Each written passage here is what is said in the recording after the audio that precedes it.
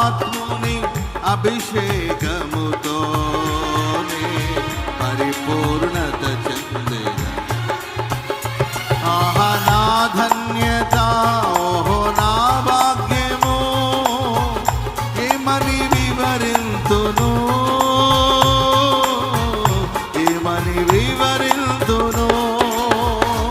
ఆహా నా ధన్యత, ఓహో నా భాగ్యము, ఆహా నా ధన్యత, ఓహో నా భాగ్యము, ఏమని వివరింతును, ఏమని వివరింతును. చప్పట్లు. ఆహా నా ధన్యత, ఓహో నా భాగ్యము, ఆహా నా ధన్యత, ఓహో నా భాగ్యము, ఏమని